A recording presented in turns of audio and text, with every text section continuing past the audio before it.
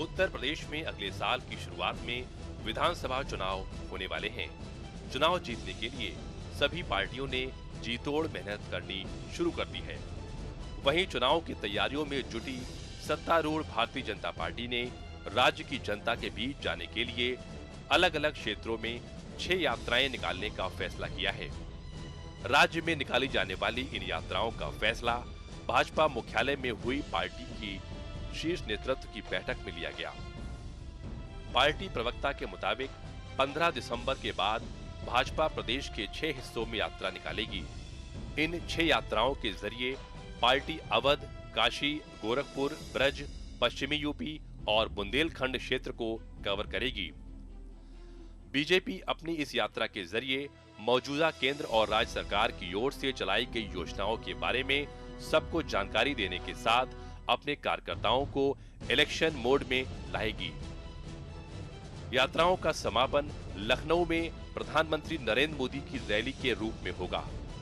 15 दिसंबर के बाद जो है लगातार यात्राएं निकलेंगी। उसकी पूरी व्यापक तैयारी हो रही है कि जिले में कहां से जाएगी, इसकी तैयारी हो, कौन कौन लोग क्या जिम्मेदारी है, सब व्यवस्था है। ये जरूर है कि पूरे प्रदेश को 6 क्षेत्रों में हम अंतिम आदमी तक पहुंचने का हर संभव प्रयास करेंगे। चुनावी यात्रा में समाजवादी पार्टी और कांग्रेस भी पीछे नहीं है। अखिलेश यादव की अगुवाई में समाजवादी पार्टी कई जिलों में रथ यात्रा निकाल रही है।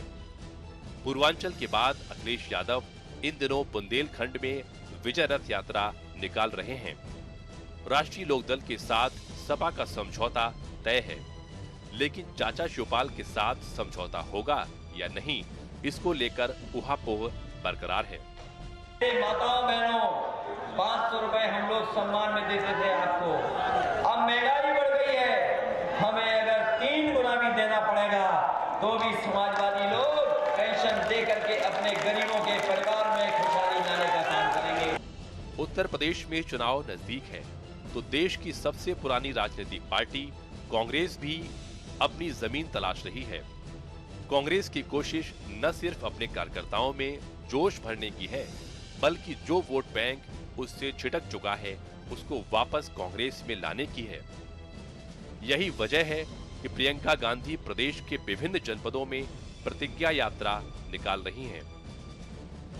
प्रियंका गांधी अपनी रैलियों में केंद्र और प्रदेश सरकार पर सियासी हमले करने का कोई मौका नहीं चूकती हैं। उन्होंने वोटर्स को लुभाने के लिए अभी से कई वायदे करने शुरू कर दिए हैं। कांग्रेस पार्टी इस चुनाव को सिर्फ और सिर्फ विकास के आधार पर लड़ना चाहती है। हमने प्रतिज्ञाएं ली हैं। क्या प्रतिज्ञा ली है? कि हम 20 लाख रोजगार दिलवाएंगे। बसपा की राष्ट्रीय अध्यक्ष मायावती भी खोई हुई जमीन तलाश रही हैं। पिछले कुछ चुनाव में बसपा का प्रदर्शन निराशाजनक रहा है, लेकिन पिछली नाकामी को भुलाकर मायावती ने विधानसभा चुनावों की तैयारियां तेज कर दी हैं। सोशल इंजीनियरिंग के फार्मूले ने बसपा को 2007 में प्रदेश की सत्ता दिलाई थी। एक बार फिर मायावती ने अपने भरोसेमंद सतीश मिश्रा को ब्राह्मण समाज को पार्टी से जोड़ने की जिम्मेदारी सौंपी है। बसपा अध्यक्ष मायावती ने खुद भी लखनऊ में रैली कर अपनी ताकत का प्रदर्शन किया था। Bureau report, DD news, Uttar Pradesh.